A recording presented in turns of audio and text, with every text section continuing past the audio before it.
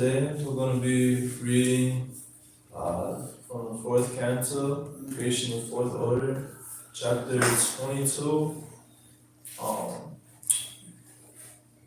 King Pritu's laws, I believe.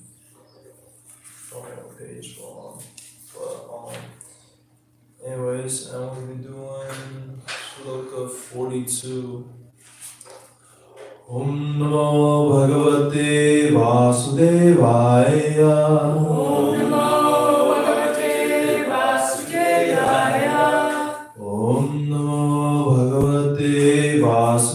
Vasudevaya.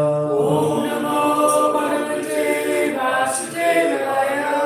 Om Namo Bhagavate Vasudevaya. Om Namo Bhagavate Vasudevaya.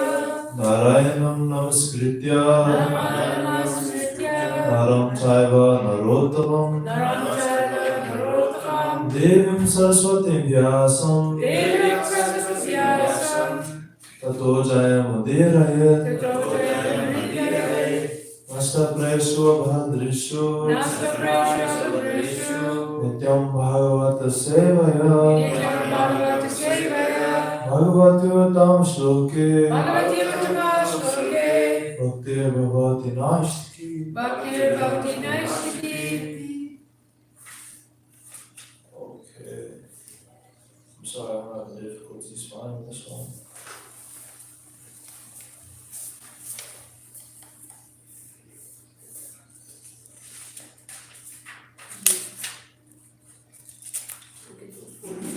Oh, 42, yeah, that's right, my bad. Alright. Okay, please repeat after me. Rajo Vacha Kritomen Nugraha Purvam Harinartanu Kampana Tamapa Dayatum Brahman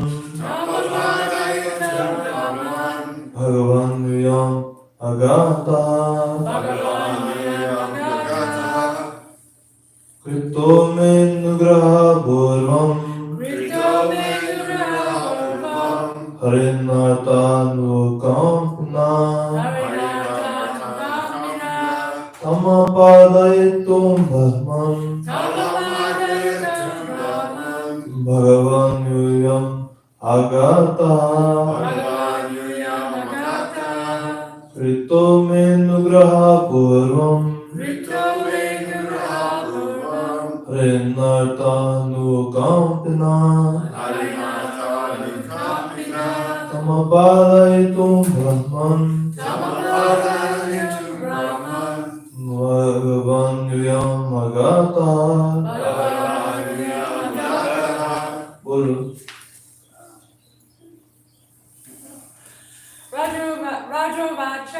Rajo Vacha Krito Menugraha Purvam Harinartanu Kampana Tamapadayitam Brahman Bhagavan Yuyam Agata.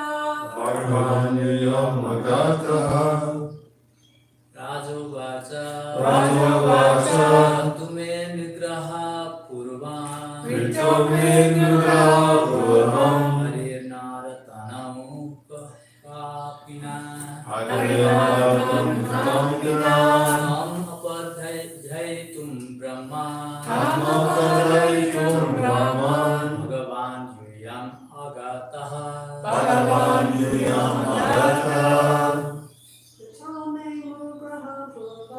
Krito Menugraha Purvam Harinartanu Kampana Tamapadayitum Brahman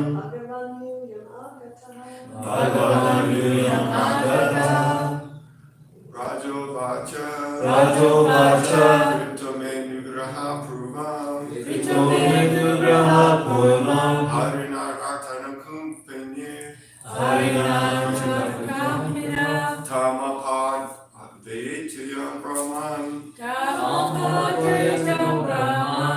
Bhagavan Yuyam Agata Bhagavan Yuyam Agata. Want to try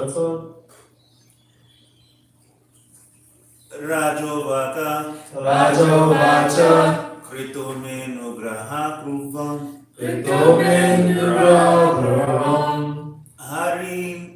Harinartanu Kampana Harinartanu Kampana Tamapadayitam Brahman Tamapadayitum Yamagata. Very good. Alright, word for word. Raja Uvata. Raja Vacha.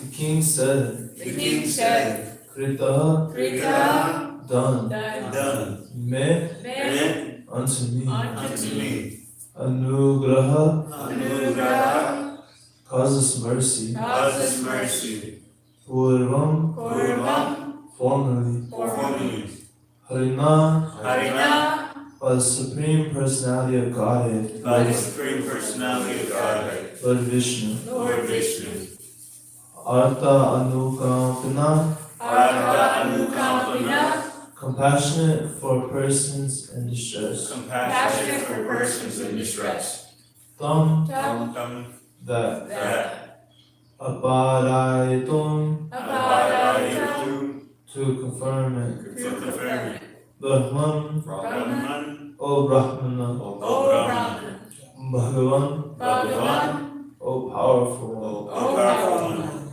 you young, Yuyam, all of you, all of you agataha, Agataha, have arrived here. have arrived here. Translation by His Divine Grace to Prabhupada. The king said, O Brahmana, O powerful one, formerly Lord Vishnu showed me his causeless mercy, indicating that you would come to my house, and to confirm that blessing, you have all come. Please repeat. The king said, The He king said, said, O Brahmana, O Brahman, O powerful one, O powerful one, formerly Lord Vishnu showed me formerly Lord Vishnu showed me his causeless mercy, His His causeless causeless mercy, mercy, indicating that you would come to my house, indicating that you would come to my house, and to confirm that blessing, and to confirm that blessing, you have all come. you have all come. Purport. When Lord Vishnu appeared in the great arena of sacrifice at the time when King Prithu was performing a great sacrifice, Aswamedha, he predicted that the Kumaras would very soon come and advise the king. Therefore, Prithu Maharaj remembered the causeless mercy of the Lord, and thus welcomed the arrival of the Kumaras, who were fulfilling the Lord's prediction.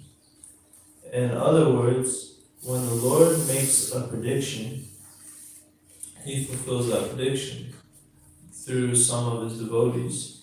Similarly, Lord Chaitanya Mahaprabhu predicted that both his glorious names and the Hare Krishna Mahamantra would be broadcast in all the towns and villages of the world.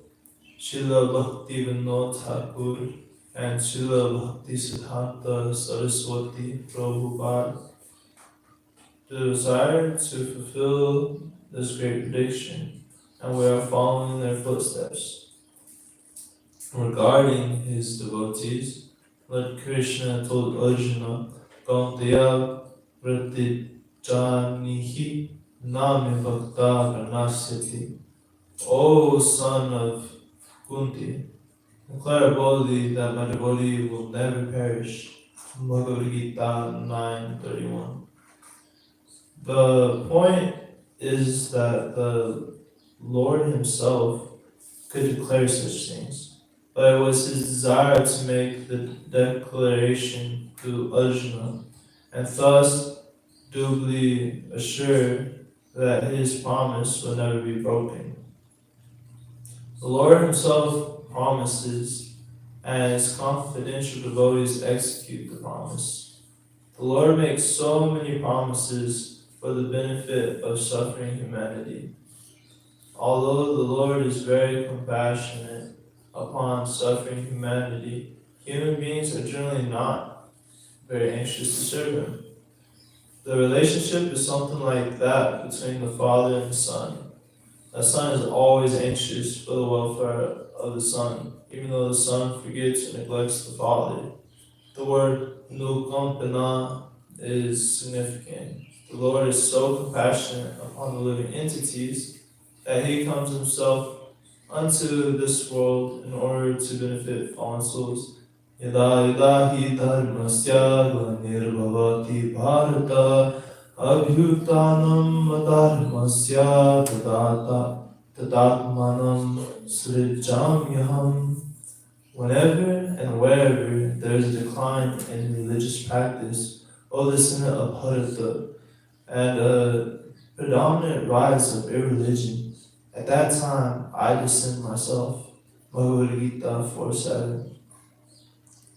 Thus, it is out of compassion that the Lord appears in his different forms. Lord Sri Krishna appeared on this planet out of compassion for fallen souls. Lord Buddha appeared out of compassion for the poor animals who were being killed by the demons. Lord Nrsimhadev appeared out of compassion for Prahlad Maharaj.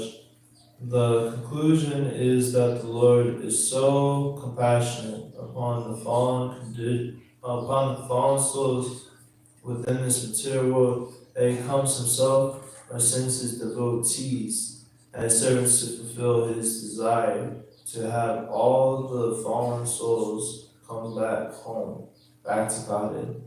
Thus, Lord Sri Krishna instructed Bhagavad Gita to Arjuna for the benefit of the entire human society. Intelligent should therefore seriously consider this Krishna consciousness movement and fully utilize the instructions of the Bhagavad Gita as preached without adulteration by his pure devotees. Om Bhagavatam Gnanjana Salakaya Chakshurumilitamyena Tasmai Shri Gurave Namah Shri Chaitanya Manobhishtam Sthapitam Yena Bhutale Swayam Rupa Gadadharyam Dayati Swavanantikam He Krishna Karuna Sindho Dinabandho Jagatpate Gopisa Gopaka Kanta Rakanta Namostate Tapta Kanchana Gaurangi Radhe Vrindavaneshwari Vishwabhanu Suddevi Pranamami Haripre Vanchaka Patrubhyasha Kripa Sindhu Evacha Patitanam Bhavanebhyo Vaishnavebhyo Namo Namah Namo Om Vishnu Padaya Krishna Krishnaya Bhutale Srimati Bhakti Vedanta Swami Niti Name Namaste Saraswati Deve Gaurvani Pracharine Nirvishesha Sunivadi Pasati Desatarine Jaya Sri Krishna Chaitanya Prabhu Nityananda Shri Advaita Gadadhara Srivasai Gaur Bhaktavinda Hare Krishna Krishna Krishna Hare Hare Hare Rama Rama Rama Hare Hare.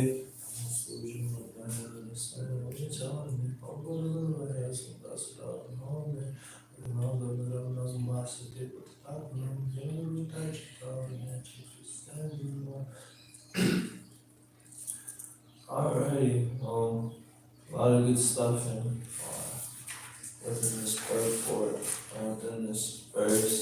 This is a difficult one for me to try to prepare for, but so we see one of the main things in the beginning that we talk about is the Lord's predictions and promises as well. Time and time again, we see that the Lord, He'll make different promises throughout the Bhagavad Gita.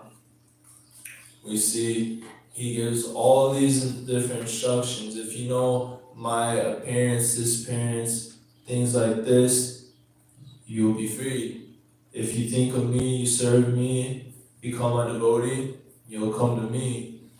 He makes all these different promises in so many different ways throughout the Bhagavad Gita. Kind of like a way to persuade us to Him, because He gives us so many easy promises, and we know that when the Lord promises, that those promises come true because it's the Lord Himself promising these things. It's not just any random person.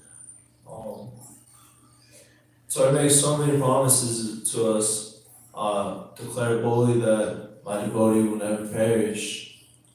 So many promises to help enthuse us and help us want to come to Him. But as I also mentioned, we're like those kids, and He's like the Father that always tries to help us in so many different ways, but generally we don't want to serve Him. We're not enthusiastic to really want Krishna in our lives. Originally we came to the spiritual world, I meant to the material world, so that we could live separately from Krishna, and so that we basically get to play the role of Krishna without Krishna. We wanted to enjoy His energy separately without Him, kind of like Ravana wanted to enjoy Sita without Rama. In the same way, we take His material energy and we try to enjoy it separately without Krishna. And we've done this for so many lives, thousands and thousands of lives, so many lifetimes of Lord Brahmas that at this point we're considered eternally conditioned. That doesn't mean that we're going to stay within the material world, but that just means that we've been here so long that there's no way to know how long ago we came into the material world. It's basically been an eternity. But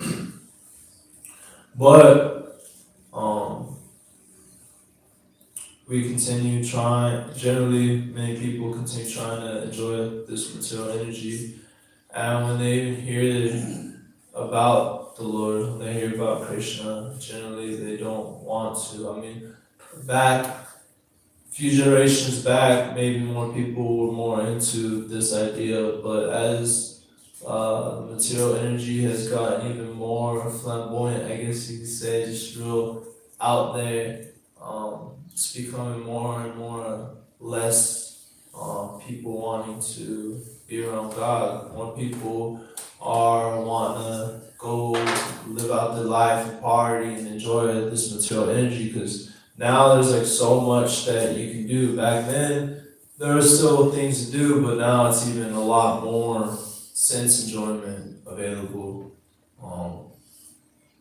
and more keeps coming out. But it's generally all the same thing. You only got 5 senses, 6 including the mind.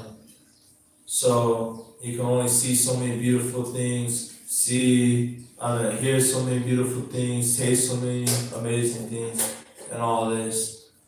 However, that's very limited and very short. There's often this example given, like, we'll just take like the hand, right? Now the hand, it can touch warm things or cold things. It can touch soft things. It can do things like this. But now if I want to like make it suffer, I can stab it, I can smack it, I can smash it. There's like so many more ways that I can suffer compared to the way that I can enjoy with my hand. So in the same way, we're trying to enjoy through all these senses, which we only have 5 and 6 including the mind. So we're very limited on our amount of enjoyment that we're able to actually have within this material world. But there's so much more suffering that we're able to experience through those same exact things. Maybe we hear some not so nice things, someone starts bullying us, and because of that it affects our mind, and now we're mentally thinking of all these things. Or maybe we see someone treat someone horribly, now that's affecting us. Now I experience extreme heat or extreme cold, so many other ways that I can suffer.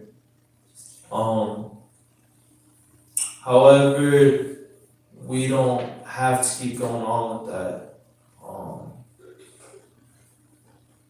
We choose our own suffering when we can't choose our own way out of suffering. Generally, there's so many choices to get out of our suffering, but we choose not to choose it. We don't think about it. Even in the material sense, oftentimes people will get into situations that they feel they can't leave, but there's often so many ways that they can leave, but mentally they keep themselves locked. Now, spiritually, of course, we do that to a much greater degree, and we've done that to a much greater degree. Um, we've been given so many opportunities, not just within just this lifetime, but Krishna has came down so many lifetimes, so many. He comes so many different ages at different times, and gave us different processes according to those ages. But we're still here because we weren't done yet. We weren't done chewing the chew, trying to enjoy what little bit we can enjoy, enjoying that one drop of water while we're thirsty in the middle of the desert. So we keep doing this, but Krishna's always with us. Krishna comes as Paramatma, and he sticks with us through all 8,400,000 species of life. No matter what we do, no matter how we treat him even, he's always there. He's the greatest friend. You can do the most horrendous things, unimaginable things, but still Krishna won't leave you. He'll be there right by your side, ready to see you. Where does this journey go next? When out of all these lifetimes will you finally quit choosing suffering and just look my way? That's all it takes is for him to look my way. Because I am the sunlight and this Maya is the darkness. And all it takes is for him to look my way and he can see things in the proper light. Now, in this material world, it's like we're walking down this dark tunnel, and there's like glass on the ground. Maybe you're living in Tucson, so there's like some needles on there too. Some different horrible things that you're walking and you're barefoot and you can't see where you're going. Maybe there's a rattlesnake even, so it's like super dangerous. Every step is dangerous. You're cutting your feet, so many different things. But you turn around and there's an opening of the tunnel. Maybe you even just remember, oh yeah, that's right, I got a light in my pocket. I got my phone. My phone has a flashlight on it. And that's like looking at our Paramatma. He's the light. He's always been there, but we forgot about him. So we finally decided to turn on that light, and we're like, oh wow, like, okay, let me miss that. Okay. So he's been waiting for so long for us to turn to him because we don't have to suffer. We've been choosing. That's part of our free will. He's given us this free will so that we can give him our utmost love. Because it's not so sweet if we're forced into love. If I told you, you better love me or else, then you're not really going to be in a loving attitude. It's going to be much different. You could pretend, but it's not a sweet love. There's not that sweetness. And Krishna, he's real into that sweetness, real into like leaning into that sweetness of love. It's like the most romantic love story you could think of. Generally, most people love to hear love stories constantly. I know so many people, at least in the older generation, I don't know about now, that would like read love stories on a constant. There's like that shirtless guy with the long flowing hair and some crazy thing happening. But everyone loves this idea of the love story and everything working out in the end. So Krishna is that love story. He's our shirtless man with the long flowing hair and the flute, trying to woo us back into him through so many different ways. So he's given us this free will, but oftentimes we choose to misuse this free will.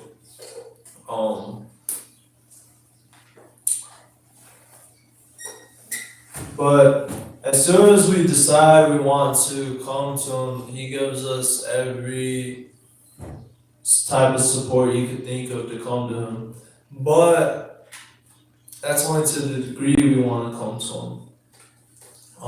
Krishna has mentioned that to the extent someone surrenders unto me, I reward him accordingly. So, if you want to have a relationship more like a business deal, he'll still reciprocate with that. If you want to see him as a demon, he'll reciprocate with that too. If you want to see him as the most lovely little boy waiting for you to give him a big hug and tell him the sweetest things, he'll reciprocate with you with that too. If you want him to be impersonal, he'll also reciprocate with that. Or if you don't want to even know him, he'll reciprocate with that. He's always reciprocating with whatever type of relationship that we're hoping and wishing to have with them. So we see this so many times, and I used to wonder, why is it so hard for people to understand God? Why don't they believe God? Why can't they understand He has a personality, that He has His phone, and all that?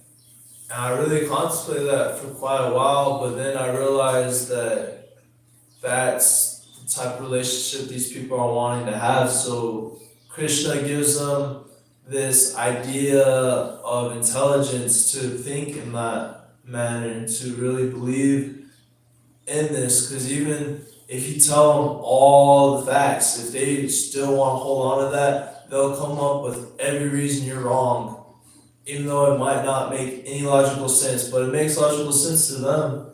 It does. So he's reciprocating with them because that's the type of relationship that they're wanting to have with him. Ultimately, though, Krishna wants to have a super personal, super loving relationship between the living entities and himself, because this is where real enjoyment is.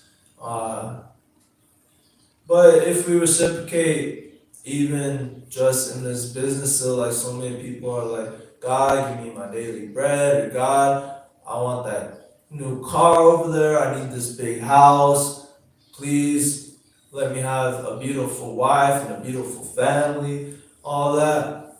Krishna says that these type of people are still magnanimous souls, but ultimately it's not the relationship he's quite hoping to have. He'll still reciprocate in this way, but this is still in the mood of awe and reverence, which is good, it's pious, and it's still really sweet and magnanimous. But it's like if I came up to one of you and I called you, oh, hey, Mr. So-and-so, hey, Mrs. So-and-so, and then that relationship's completely different. But then if I go up to you and call you by name, it's even more different. And then if I came up to you and call you by a nickname, then that's a whole nother relationship as well. So when we're saying, oh God this, oh God that, it carries a different attitude. And we talked about this before. We talked about this before between God having primary names and secondary names. And secondary names are more about like his position, more about like what he is in one sense. Like, you got Bhagavan, he with all 6 opulences. Or even in other faiths, you got Yahweh, Allah, and so many various names, Namku, so many different names for God. but these more have to do with like his greatness, like what he is, his position. Whereas you got primary names which are more about like his personality and like who he is. Like you got like Krishna, the most attractive. You got like so many beautiful names, and so each one carries its different relationship that carries a different connotation with it. So if you want to relate with God in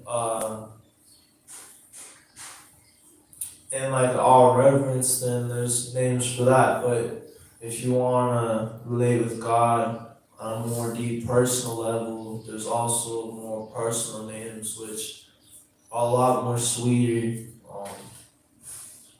and what she enjoys a little bit more, because now instead of calling him, hey Mr. God or something like this, you're saying, oh my sweetness, oh Madhava, oh Krishna. You're calling him by names that he's known as in Goloka Vrindavan, personal names. So when you're calling out to the personality on a more deeper platform, and he'll start to reciprocate with that. But either way, as soon as you take a step towards Krishna, Krishna will start giving you the intelligence. You may go from I don't believe in a God to like, okay, maybe there is a God, and then maybe you take that step further and you test out, okay, well if there's God, let me pray to him. Maybe you pray, are you real? And if so, could you show yourself to me? Or you may pray, what's your name? Everyone calls you God, but what's your deeper name? Whatever you're praying for and all that, Krishna starts being like, okay, so we're going to rearrange it like this, and that, and this little thing's going to happen, it's going to cause him to think like this, and then this, boom, boom, bam, like super complex that we can never comprehend, but he answers those prayers in the most unique way for each individual, and gives each individual their own type of experience. So you start asking these types of things, and Krishna goes a little further and starts being like, okay, so here I am like this. Now you start to understand, okay, now I can understand that the human body is so complex, the universe is cyclical, we got basically like exactly 365 days in a year, we got 4 seasons, we have a day which lasts about 24 hours. We have all this, and it makes sense now that there is an intelligence behind this, that everything is so exact and so detailed. Other people are thinking, oh yeah, this explosion causes this, and boom, boom, bam, all of a sudden there's like order in the world, which I've never seen a bomb go off and just create order in life, besides just destruction and mayhem. But now we start to see things on a deeper level. We start to be like, okay, there is a God. And then, depending from how you want to go from there, God will reveal himself more. Okay, God, like, do you have a personality, or are you all pervading?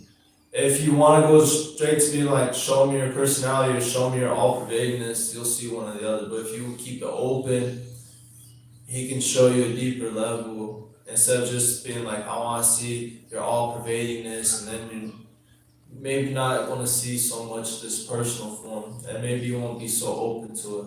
But you keep it open. Okay, God, I want to see what you're like personally, whether it's impersonal or impersonal. Whether it's personal or impersonal, I just want to know who you are. So he starts to reciprocate even further, maybe you end up getting the Bhagavad Gita and you're like, oh wow, or maybe he gives you the intelligence to understand that, okay, if there's form here in the material world, in order for God to be the absolute, he has to both have impersonal and personal. That's what makes him absolute. He's everything we could conceive of and beyond that, everything within the material world and beyond that, every duality came together and beyond that. So,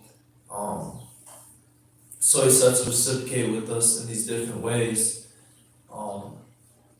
and showing himself to us. And so we always need this guidance after we reach a certain level. And Krishna has given this in so many different ways. He's given us the Vedas and the Vedic literatures, but for other people at a later point in time, place, and circumstances, he's given them other scriptures as well, so that they could at least know of him and know a process to get to know him and how to have a relationship with him. Because religion means serving God and learning to love God. Some people get so caught up in the details of, oh yeah, but my religion says that the world was created like this, and my religion says that this is the only way, and so many other things. They get caught up in all this. Your religion's wrong, my religion's right. But they forget the root of what all this is. What is the point behind it? It's not just following all these rules and regulations and all that. It's to develop this relationship so that we can have a deeper connection with God. But this doesn't happen too often. However, there are so many magnanimous souls and all these different practices that do understand this point. And they're accepting all other practices because they realize this point. They realize each practice is to develop further that love and connection with God, with Krishna. So he reveals this, and he does this and so many other things because we've been here in the material world for so many lifetimes that we forget where we came from. We forget where we're going. So Krishna comes down age after age, different incarnations with a different purpose, and teaches this knowledge again and again. And even then, if he doesn't necessarily come down himself, he sends down a representative to help spread this or further keep this going, whether it's like Prabhupada or so forth. He may send down someone like Lord Jesus, for example, or the Prophet Muhammad, peace be upon him. He sends down so many different people as well to further propagate God consciousness to different mediums. And it's not expected that everyone's going to be at the same level, at a high level. Not everyone's going to be right away vegetarian. Not everyone's going to believe in reincarnation. Not everyone's going to believe in all these different things. And that's not the point. Although these things really do help, and we should eventually try to come to this, the main thing that all these magnanimous souls are doing is teaching there is a God. There's a God out there. He exists. He's real. And, here's the process to get to know him. Time, place, circumstance. Lord Jesus, he came and he taught so much. But he also mentioned within John that there's so much yet to teach you that you are not ready for. And we see that with what little bit he did teach, everyone was like, let's crucify him. Like, who's this guy? Obviously, he doesn't know what he's talking about. We're Pharisees and all that. We know all the rules. We've understood all of Moses' teachings. We know. And of course, that's just following the rules and regulations just for the sake of following them.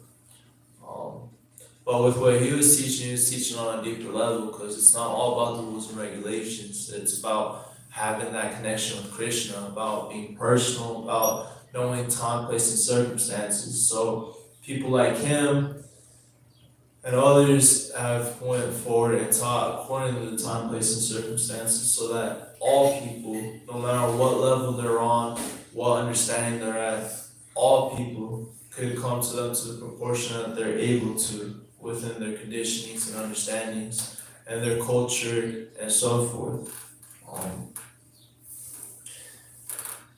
Another thing that was mentioned in here was that not only does Krishna himself make promises, but his devotees also make promises by his grace. Just like I mentioned in here that he told Arjuna declared boldly that the devotee will never perish, and we also see that Prahlad Maharaj, he said that Vishnu was within the pillar, and so Nrsimhadev popped up. And we see this instance in many different cases, because God will make sure that the devotee's promise comes true. That doesn't mean that I'm gonna say, yeah, you better watch yourself because Nrsimhadev is right there and he's about to pop out and get you, and I promise you that. Now, that's not the case, obviously. But with great magnanimous souls that know and are having such deep relation, they can make promises, and Krishna will fulfill those promises. Just like Prabhupada promised us that if we follow 16 rounds, the 4 regs, and just read, take up this process, take some, distribute this, we'll go back to Godhead this lifetime. It's not that we absolutely have to chant 64 rounds and that we gotta be like super rigid and this and that. If you can do those things from a sincere heart, that's amazing and that's so wonderful that you can do that. But if we're just trying to do it just for the sake of, I can do 64 rounds and follow this super rigid routine, then you're missing the point. But Prabhupada promised us 16 rounds, 4 regs, and you follow this process, then you'll make it back to God at this lifetime. You don't have to go back any other lifetime. So with that, we know that Krishna will fulfill that promise because a pure devotee made such a promise. And this happens in so many circumstances, but we can know if we follow the pure devotee, a bona fide representative of Krishna, that whatever he says is good, and that if we follow it, we won't be dissatisfied with doing so. Things will work out because the devotee is following with direction from Krishna. He's being empowered by Krishna, especially people like Prabhupada or Lord Jesus and the Prophet Muhammad, peace be upon him. All these magnanimous souls, when they make a promise, we know they're empowered. They got that Shakti Vesh going on, being empowered by Krishna directly. But anyways, I think this is a good time to end the class. Are there any questions or comments? What does magnanimous mean? Magnanimous means like great or wonderful. Okay. Yeah. I just have a comment, you're talking about how Krishna will reciprocate in whatever way kind of that you approach him and you were also talking about, his various names and I remember many years ago I used to pray and I understood that there was so many different names for God, but I didn't know, which one to use, and so I would just like pray and just say like every name I knew, I'd be like, dear Jesus, dear Allah, dear, just like, and I would say, I don't know what your name is, I don't know what to call you. So I just used all of them that I knew. And then it was shortly after I started praying like that I actually got a Krishna book. Like it just came to me in very strange ways, from an Episcopal priest of all people. And I was her assistant, and she had all these books in her office, and I said, can I borrow some books? I love reading. She said, sure. And I looked at every single one of them, and I was just drawn to the Krishna book, but I had no idea what it was at all. And I didn't actually get to read it until many years later, but I just think it's really funny how I was praying and kind of saying, like, I don't know what to call you, like, use all the names I know.